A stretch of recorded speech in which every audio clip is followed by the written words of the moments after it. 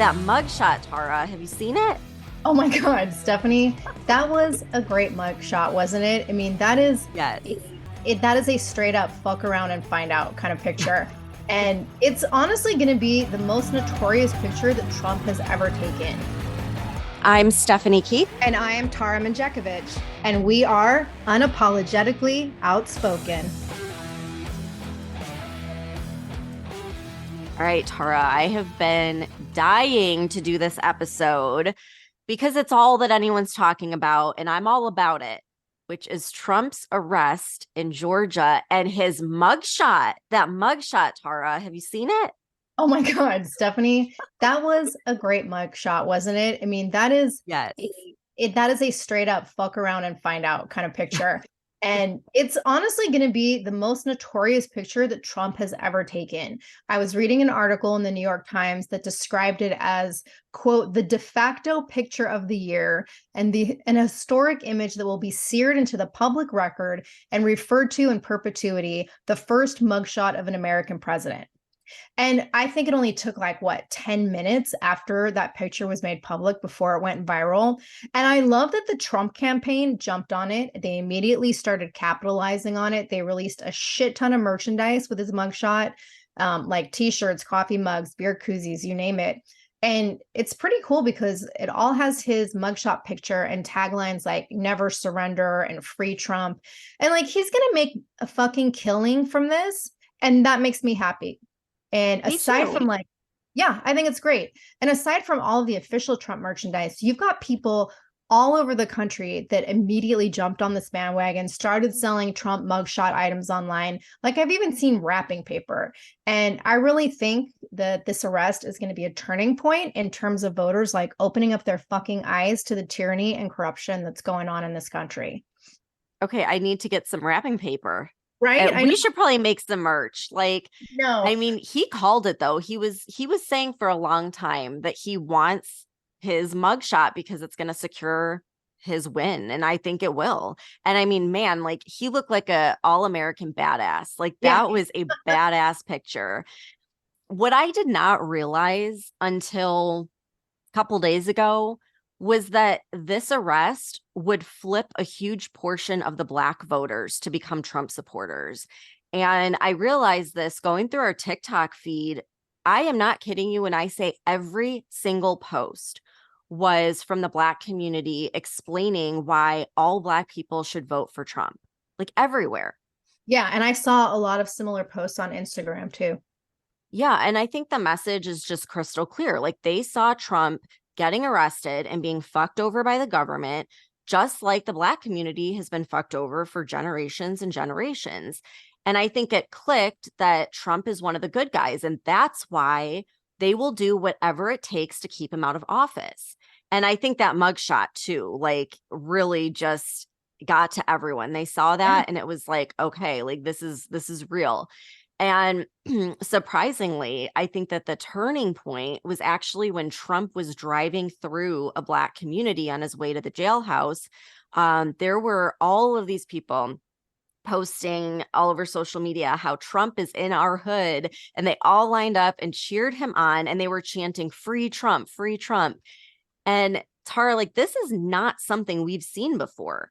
Like we have seen the few people, that are public supporters of Trump from the Black community. They're being called all sorts of racial slurs by the left. And it's just been this thing that the left has like taken for granted. Like no matter what, they're going to get the Black vote. And if there's a person that isn't going to vote Democrat, then they're going to go after them publicly.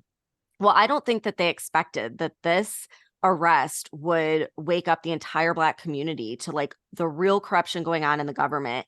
And that corruption is what Trump is fighting against. And I think that people are finally realizing that.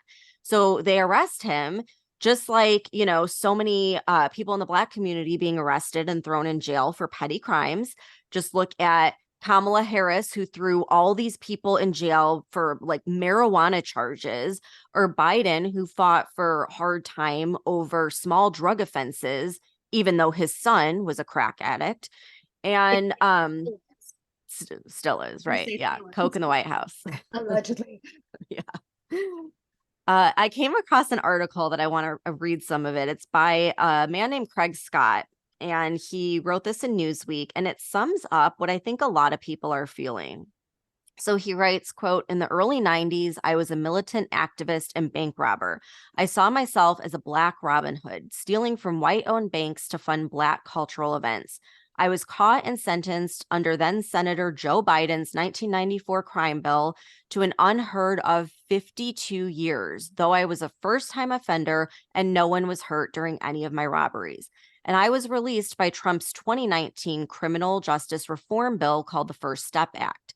Thanks to Trump's prodding of Congress to reverse many of the draconian laws written and supported by our current president. The former president freed 5,000 incarcerated people like me from outrageous sentences. Yet he is now facing the possibility of serving a sentence of his own. As I watched former President Donald Trump get perp walked and mugshot at the Fulton County Jail in Georgia, I couldn't help but notice the deep irony. The same criminal justice system that Trump made radical reforms to is now being used to discredit him and hamper his chances of winning the presidency for a second time. None of us who have benefited from Trump's radical reforms of the criminal justice system under the First Step Act are blind to that irony.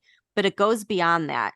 Trump's repeated run-ins with the law and what seems like an unfair obsession with catching him and punishing him disproportionately for his so-called crimes reminds a lot of us of what was done to us. From where I'm sitting, the events of this week will only increase Trump's street cred, especially among formerly incarcerated voters," end quote. And another interesting part of this whole Georgia case is that the director for Black Voices for Trump is held in jail without bond. So, I read this and I'm thinking, okay, he must have done something like really heinous since he's the only one that's being held without bond. But looking into it, he's accused of pressuring a poll worker to admit to committing voter fraud. So let me get this right. The poll worker admits to committing voter fraud, but the guy that questioned this person is the one that's sitting in jail. And funny how, it's the Black guy who made a film, Voices for Trump, is the only one who's not released on bond. Yeah, I looked it up because I wanted to know what happened with this guy because I was kind of curious to know the details of his charges since all 18 of Trump's co-defendants were arrested on honestly pretty ridiculous petty bullshit. So this guy, his name is Harrison William Prescott Floyd III, and he's a 39-year-old former Marine and martial arts instructor, and he helped run Trump's 2020 campaign outreach to Black voters. And in this instance, he was charged with racketeering, conspiracy to commit false statements, and influencing witnesses. And this was in relation to working with two other guys, Stephen Lee, who was a pastor from Illinois, I believe, and Trevion Cuddy, who was a publicist. And apparently, together, they allegedly harassed this Fulton County election worker, Ruby Freeman. And supposedly, Lee asked Floyd to be the one to contact Freeman because Lee said she wouldn't talk to him since he's white. And so apparently, according to an article in the Atlanta Journal-Constitution, in addition to these charges filed against him in Georgia, he also faces simple assault charges in relation to another Trump witch hunt by the U.S. District Court of Maryland when the DOJ was investigating Trump's attempts to overturn the 2020 election results. So I looked up this arrest, and this happened back in February. And apparently at the time, there wasn't a whole lot of press coverage. But according to the Washington Post and an affidavit filed in the U.S. District Court, FBI agents went to Floyd's apartment back on January 23rd to serve him with a grand jury subpoena related to this case with the 2020 election. And when they showed up at his door, Floyd allegedly started yelling at them about how he was home alone with his daughter, taking care of her. And he repeatedly asked if they had evidence of a crime. And at one point, he allegedly squared up with one of the agents in a way that the affidavit described as him being, quote, chest to chest with the agent. And he allegedly bumped the agent with his chest and the agent got knocked backwards. So that's where this assault charge came from. And it's being described in the affidavit as, quote, attacking the agent. And there's a lot of details in this affidavit from the FBI side, basically saying they were trying to serve the subpoena, and Floyd responded by saying, quote, "You haven't shown me a badge or nothing. I have a fucking daughter. Who the fuck are you? I don't even know who you are. You're two random guys who are following me up here into my house with my daughter. You're not showing me a fucking badge. You haven't shown me shit. Get the fuck away from me." And while this is all ongoing, at one point, like, they're talking to him while he's in his apartment with his daughter, and they're like following him. So he shuts the door, and one of the agents manages to like wedge the subpoena in the door frame as the door is closing. So allegedly they leave, and then Floyd comes back out of his apartment, and he, quote, rushes towards the agents and jabs a finger in one of their faces and starts yelling at him. So the other agent goes for his gun. And so Floyd backs off, goes back in his apartment, and he calls the police. And he basically tells the police that two men in suits aggressively approached him, threatened him, and tried to follow him into his house. And he had no idea who they were or what the subpoena was. And he didn't know if they were reporters or whatever. So then 3 months later, in May, he gets arrested and charged by federal authorities. And according to court records, he was released on his own recognizance, but conditions were that he had to surrender his passport and not violate any federal, state, or local laws while he was out on bond. And then, surprise, surprise, here comes this second investigation. And so I'm guessing that's why. Upsetting. And like, okay, as a former police officer, you could probably tell me, I thought that they have to show you a badge to prove, because again, like he was saying, how would he know that they're not just some reporter trying to get in his home? Well, from what I read from the FBI statements, they did show him a badge and he refused to look at it. Oh, okay. So really? Well, I just think that when we look in review of everything that this administration has done, I was trying to figure out, is there any group left that this administration hasn't pissed off? Like, I mean, I'm thinking maybe pedophiles and gender transition doctors might still be in support of this administration. But other than that, I mean, they're pissing the whole world off right now from the way I'm looking at it. Yeah, except for the, indoctrinated youth.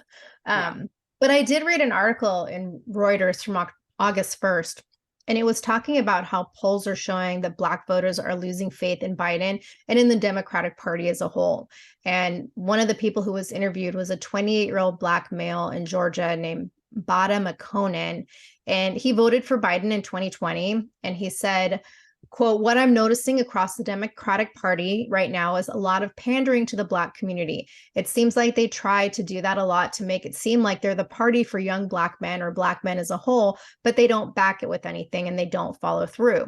And then another comment came from a 33-year-old political campaign manager named Leland Evans, who stated, quote, "Democrats need to understand there's a growing population, especially with Black men, who are reaching the point of being fed up with always being pushed over and looked over." And then according to Terrence Woodbury, who is the chief executive officer at a company called Hit Strategies, he said that Democrats are favored by Black voters who value abortion rights and opposition to racism, but that this margin is shrinking when it comes to the economy. And he said, when you look at economic issues like economic security, inflation, and job security, those 50 to 60 point gaps start to shrink to near parity, where you have young Black folks saying that Republicans are almost as good for them on the economy as Democrats. And then another person who was interviewed in this article, Julian Silas, a 25-year-old Black investment research analyst from Chicago, he said that a lot of his friends and family are starting to re-examine their politics and questioning just how much the loyalty of Black Americans to the Democratic Party has actually bettered their lives. And he said that, even though Democrats continually talk about bettering Black lives every 4 years during the election process, like nothing really happens. And then a couple months ago, back in June, there was an article on governing.com, and it was talking about how Biden basically, the only reason he got elected was because, Black voters in South Carolina fueled his primary win there. And that's basically how he got elected, his whole fucking, "if you don't vote for me, you ain't Black" campaign. Right. But The article was talking about how even though Biden's made all these claims about, unemployment for Black Americans has reached a record low this year. Well, there was a recent survey from the Joint Center for Political and Economic Studies that found 74% of Black people say their personal finances have either weakened or stayed the same over the past year. And another recent poll found that Biden's approval rating among Black adults dropped down to 58%.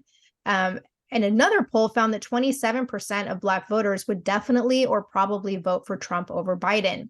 And interestingly, the article also stated that the Democrat share of the vote among Black men has slipped with every election since Obama's reelection in 2021. So yeah, I do think Black people in this country are starting to truly see that the Democratic Party doesn't do shit for them.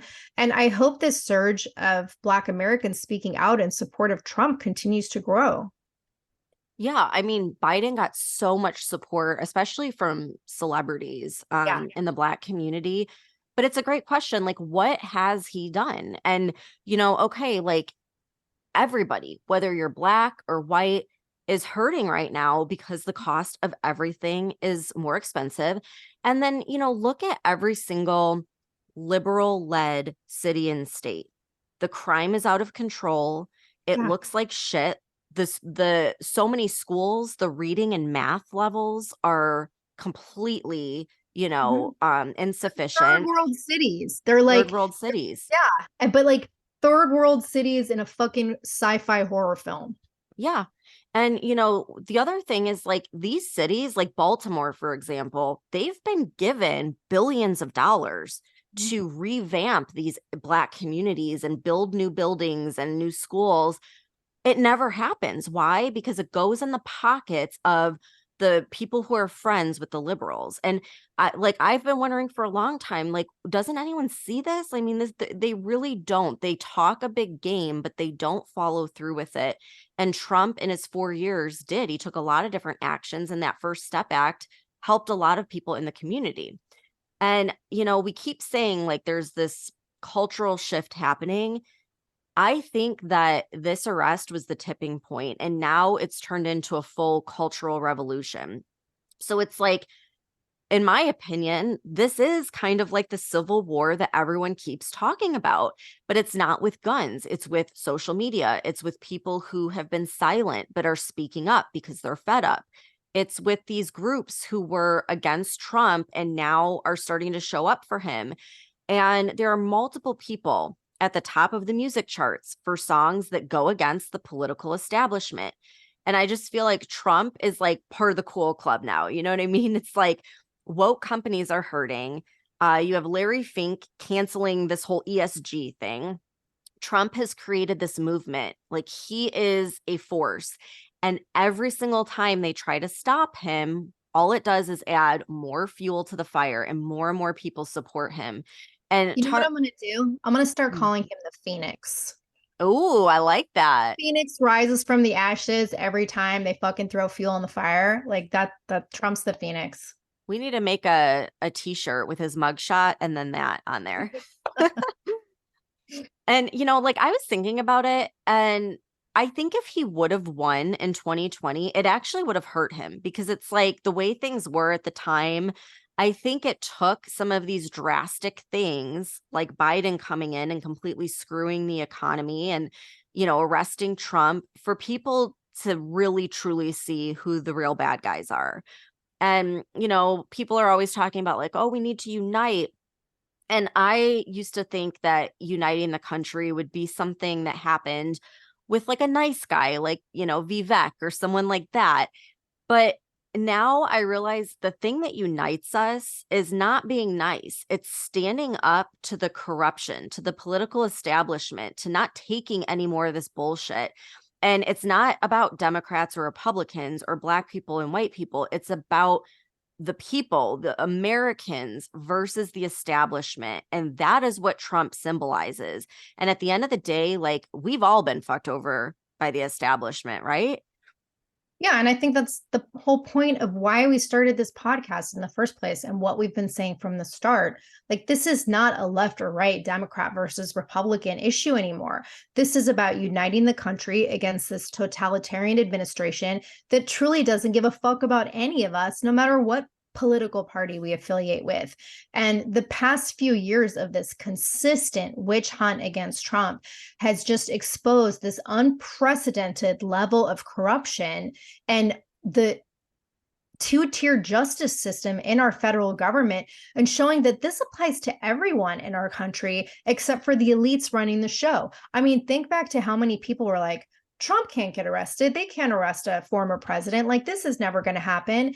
And then you see all these lies exposed from the Hunter Biden laptop on forward, the whole Russian collusion hoax, everything. Like, this has been the government targeting this one man for years. And now that has branched out to not just him, but his associates, where you have these 18 people that got arrested as co-conspirators in this trial. Look at the people from the January 6th, that are still in fucking prison, that still haven't even been given trial dates. Like, this is not just about Trump. This is a fucking attack on the American people. And it just hadn't been widely exposed until they started fucking with Trump. Yeah. And it's like what he always says, they're not after me, they're after you. I'm just standing in the way. And like, that's exactly what's happening. And we've talked so many times about how every time something comes out about Biden that truly is criminal, they go after Trump. And something else that came out this past week was about the timing of Trump's indictment and the arrest and everything just not adding up. And Tara, remember how they found out that the indictment was filed with the clerk's office, like before the grand jury even met? Quote, accidentally. Yes.